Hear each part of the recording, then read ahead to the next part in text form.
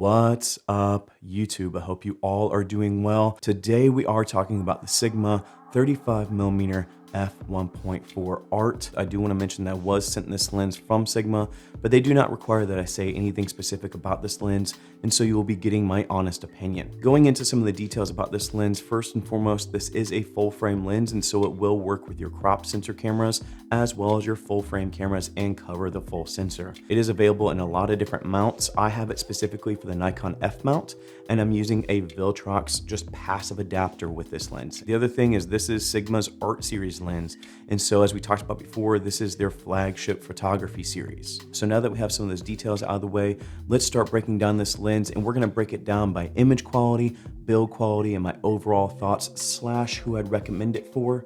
So let's start with image quality. You may have already noticed, but I've been reviewing a lot of Sigma lenses lately, and something that is consistent between each of those lenses is you're going to have a very sharp quality image.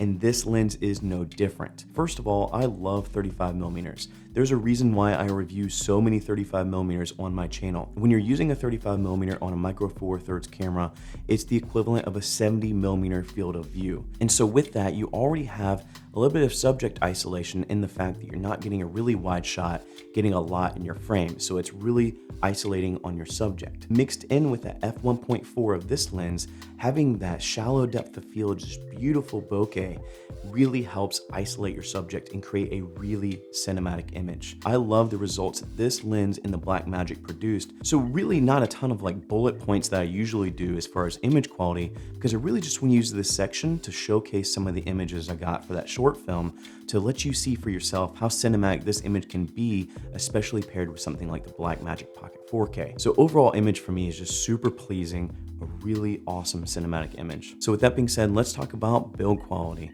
And this is where I feel like this lens earns that Art Series badge. If you remember, a few months ago, I reviewed the 30mm f1.4 from Sigma, and that's their Crop Series contemporary lens. That lens optics is very similar to the Art Series lens that you have here. But what makes it stand out is it has the focus markers and the hard stops. Even though it's still using focus by wire, that's something that we're seeing with these Art Series lenses is they have a little bit more of the hard stop in the focus ring as well as focus markers. And that to me is almost worth the price tag of this Art Series lens over the contemporary lens. I actually went back and bought the contemporary lens because it's really inexpensive, a really good image for such an inexpensive lens.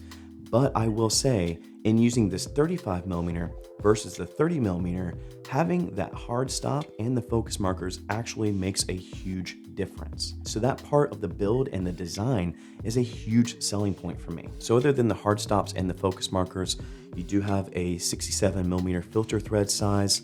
You have a manual focus and autofocus switch. And then just in general, it feels really good in the hand. It's not too big, it's not too small. Now, to be fair, this is a prime lens, and it's probably the size of some Lumix zoom lenses, but we'll just ignore that point. We all know Sigma makes some big lenses. So we talked about image quality, we talked about build quality. What are my overall thoughts / who would I recommend this for? I love the image that this lens produced on my Blackmagic. Can't speak enough good things about that image.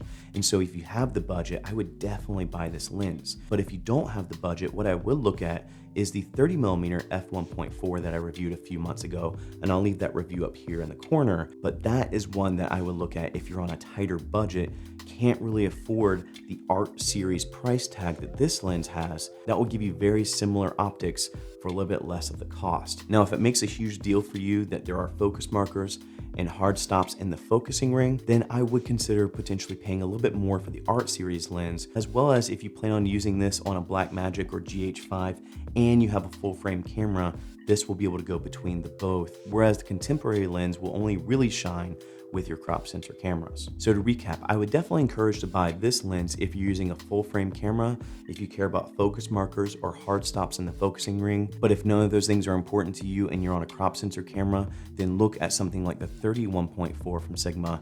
That's going to save you a little bit of money, but get very similar performance. So that's it for me. I hope you guys enjoyed the video.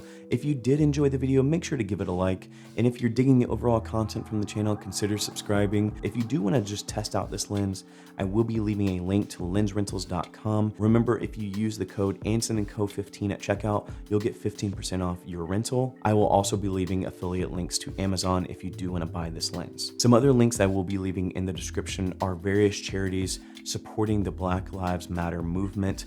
As I said last week, if you want to get involved, and please get involved, those are some charities that you can donate to help support the Black Lives Matter movement. And as always, thank you for joining. Go and find your journey.